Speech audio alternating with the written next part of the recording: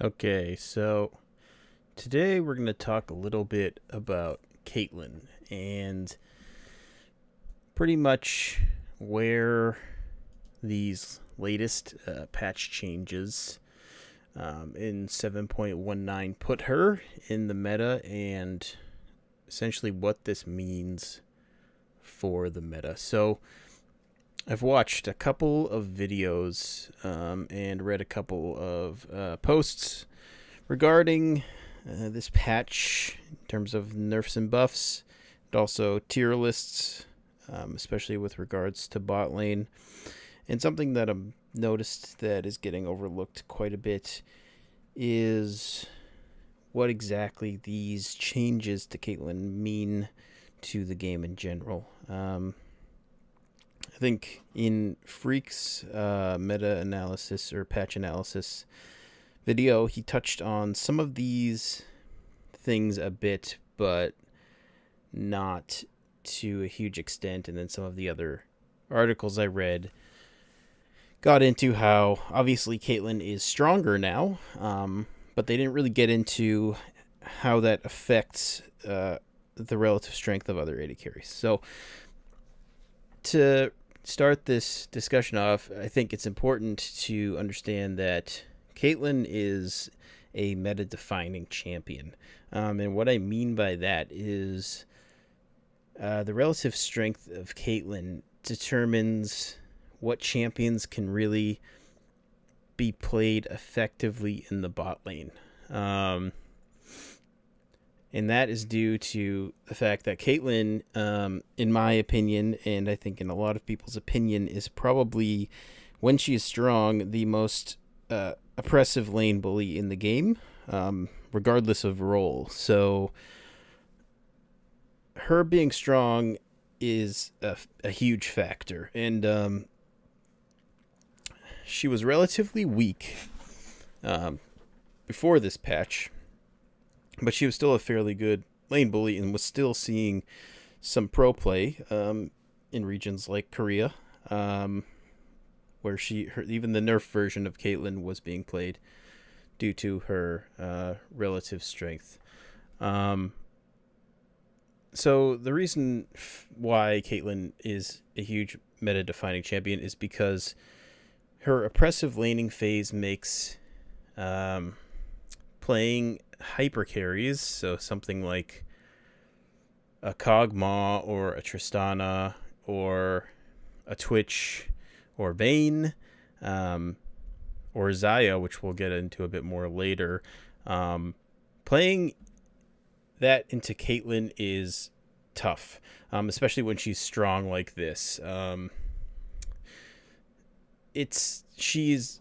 She will bully out almost all of those champions in lane, and in a lot of cases can put them so far behind that it's very, very difficult for them to recover. So I guess we'll look a little bit at what exactly was changed about Caitlyn in this patch, and then we can talk more about why I believe this to be a big meta-defining change. So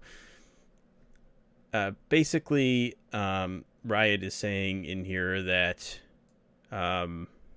she's received several rounds of nerfs, which is not false.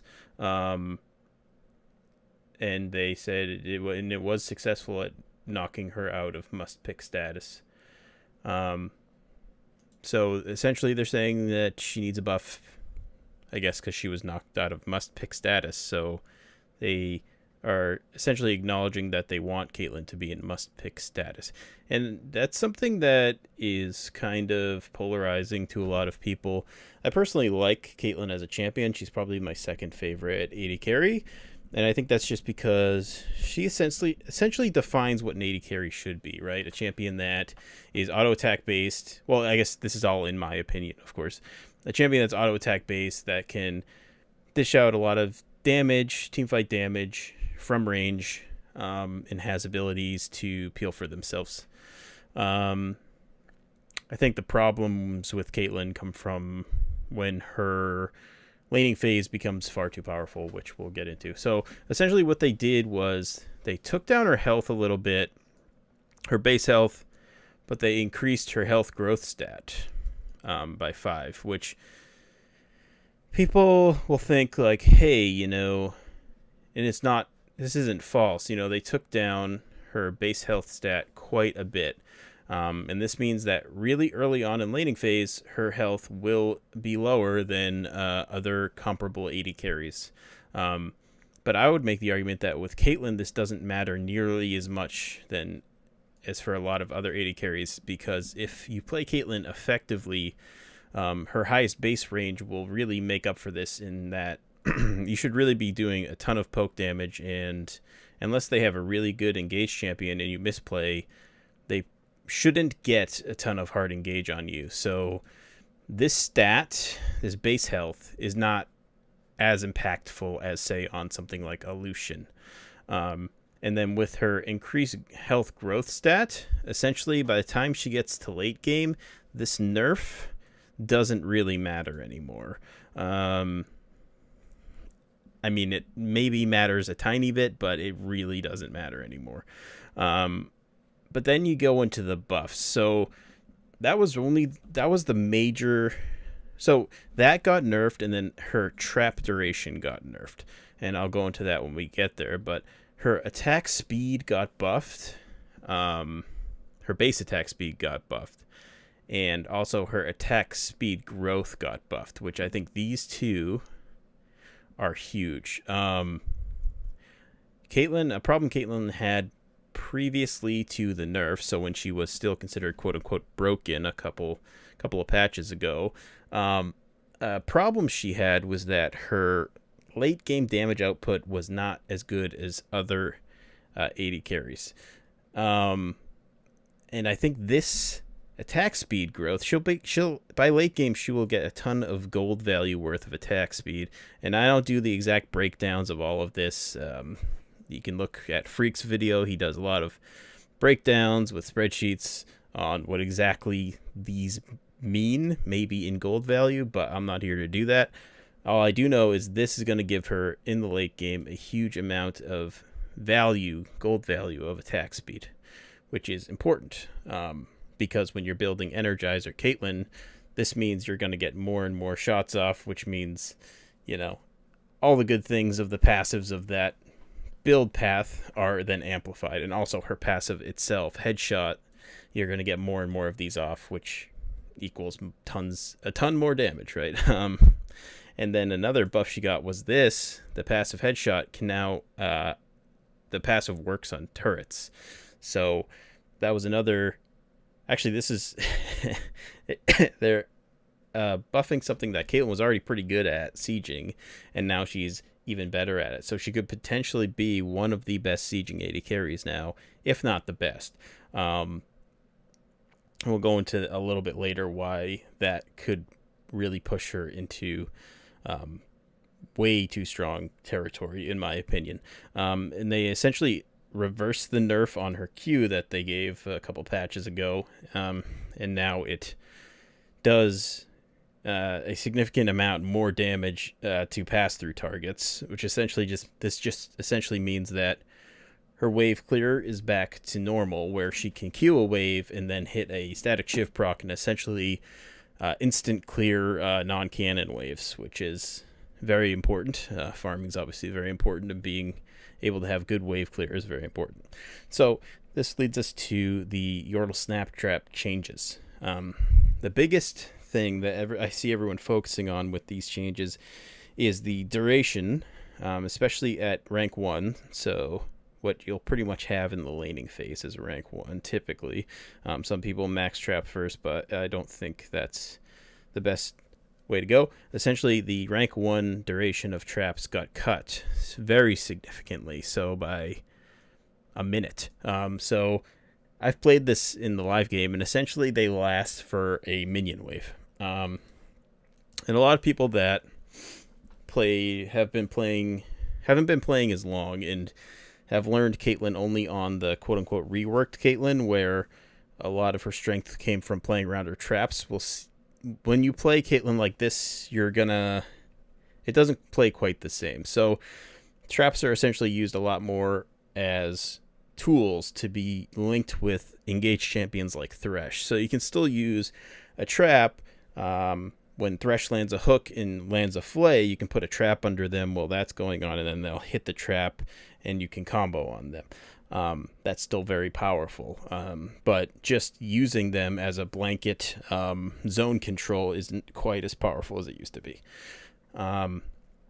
With that being said, with those nerfs coming through, what they did do is they buffed the attack damage, the base attack damage on the headshot from the snap trap, which is very strong.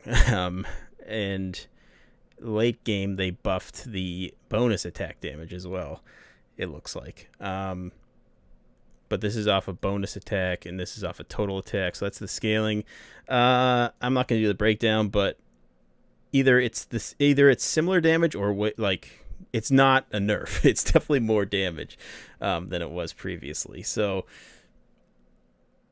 that is an interesting change. So this base damage makes her laning. If you hit traps, it's gonna hurt. It's really gonna hurt. That bonus headshot damage is really gonna hurt. This target reveal duration is. It is a nerf, but it's not something that was huge. Yeah, it's fine. And also the charge rate went down, so you can essentially put out a lot more and they don't last as long. So that was essentially the changes she got. And I've seen in a lot of tier lists, a lot of people now.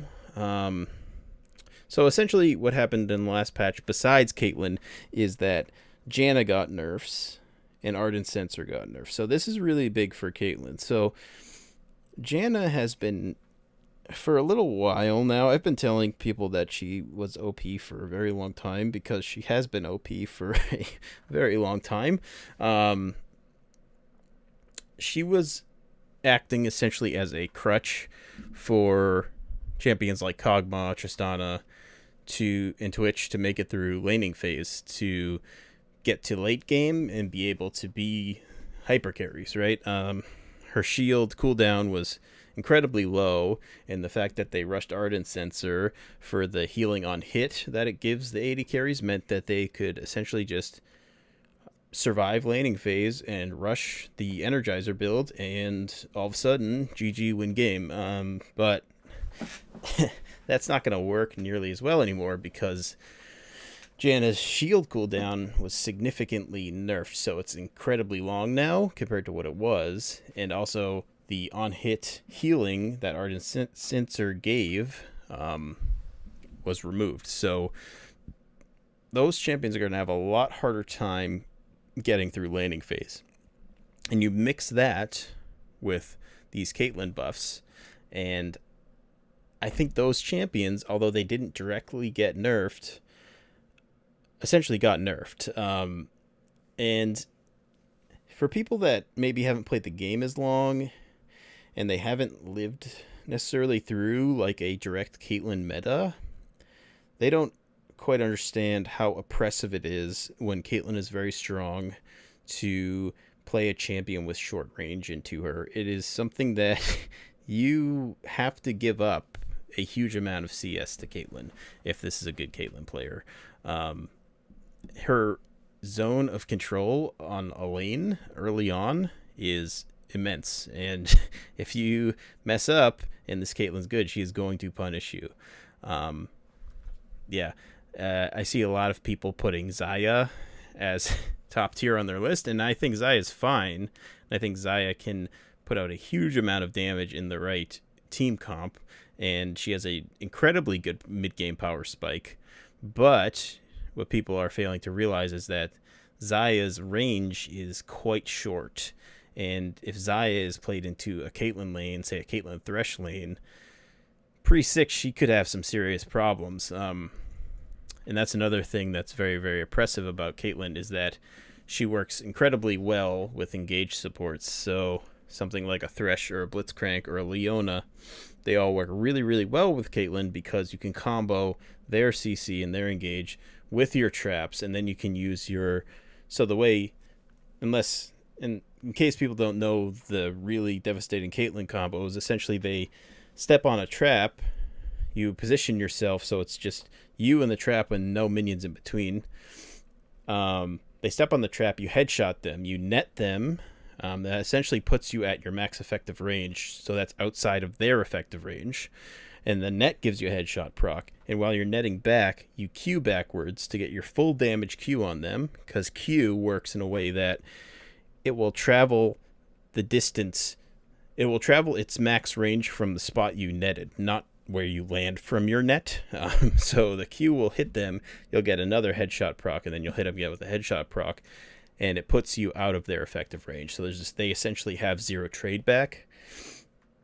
And if you hit that combo on, say, something like a Janna or a Soraka or Sona in lane, there's a good chance they're dead or very, very close to it. So it's an absolutely devastating combo that can be made easier to hit when playing with something like a Thresh or a Blitzcrank. So I think their priority went up, or a Leona. So I think their priority went up significantly in this patch. I think another huge problem with this is that another item that's been used as a crutch for these hypercarries to get through lanes is Doran's Shield. Now, Doran's Shield is still strong on champions that need to get through laning phase. But what you set up here is what we essentially have here with these Caitlyn buffs is a Caitlyn that is going to be able to bully these champions out of lane even through Doran's Shield.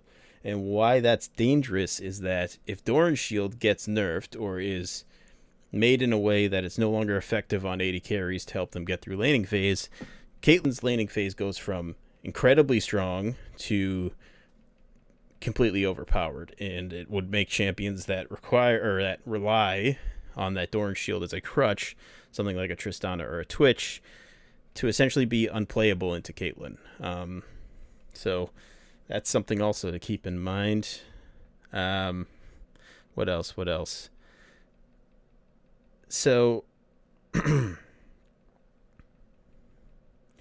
yeah, so pretty much Caitlyn with the Energizer build, with these changes, is going to do what Tristana does with the Energizer build, but with even more punch. So when Tristana gets the Energizer build, she gets a huge amount of range on her Shiv / Rapid Fire Cannon proc, which can crit. And that's incredibly powerful when she finishes that 3-atom spike, because she can take pot shots at a lot of champions, say squishy champions like a support or an AD carry, from way outside of their effective range. And this is essentially like being a poke champion with with targeted abilities, essentially without skill shots, which can be very effective. Now Caitlyn does this even better. So if you hit someone when you get that 3-atom power spike, there's a good chance that if it's a headshot, if it's your headshot proc with the Sheen proc, with the Shiv proc and the Rapid Fire Cannon proc, there's a good chance you're going to be doing well over 1,000 damage in that shot, which if you hit an enemy AD carry or an enemy squishy with that before a team fight happens, they're going to be very weak before that team fight happens, and they may not be able to say if she hits an assassin, they may not be able to assassinate Caitlyn at that point because they're so low on health. And she can just keep dishing that out, whenever that Shiv proc in that combo is off cooldown, which is pretty quick. And I think a lot of people who are newer to the game don't understand that when Caitlyn was just considered powerful this season, not too long ago, it was because one of her abilities, the Yordle Snap Trap, was arguably overpowered at that point. That was essentially the reason she had priority and had her strength. Well, now her Snap Trap doesn't work in the same way, but is essentially just as powerful as it was before in terms of damage output, if not more powerful in the late game. And she has these buffs to her base stats and to her passive headshot to work on towers. So we're on the verge of a meta where Caitlyn is broken in almost every regard. So Caitlyn's, I think I sort of stated this before, is that Caitlyn is sort of an AD carry that does everything well when she is powerful, which is always a recipe for something being broken, right? So she's a very good sieger. In this iteration, she's a very good sieger. She has very good wave clear. She has very good late game damage. She has the best lane priority, as in she's the best lane bully in the game. And she has CC. She has self peel. She has long range. She has pretty decent mid game. She can cut off choke points with traps. She can do all those things that Caitlyn could do before, and even better, which is a recipe for her to be broken.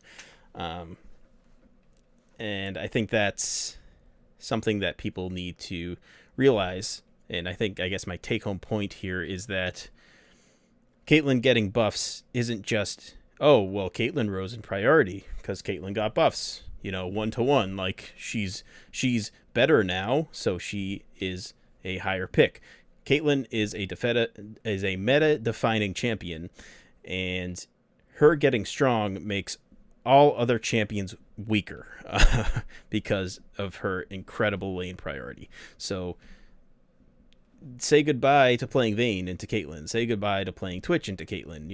You're going to have to ban Caitlyn if you want to play any of those champions, because the laning phase is going to be hell, especially if she gets matched with a Thresh or some sort of engaged champion. There's a good chance you're not going to make it out of laning phase in a good shape, and it may set you back to the point where you may not recover unless the game goes very, very long. All right, so that's all I want to say about Caitlyn. I realized that probably went a bit long, but I thought it was something that needed to be said, and something that I haven't seen people really discussing anywhere. If you enjoyed this, please subscribe and all that other good stuff. Probably going to try to do more of these when I see something interesting to discuss. And yeah, have a good one.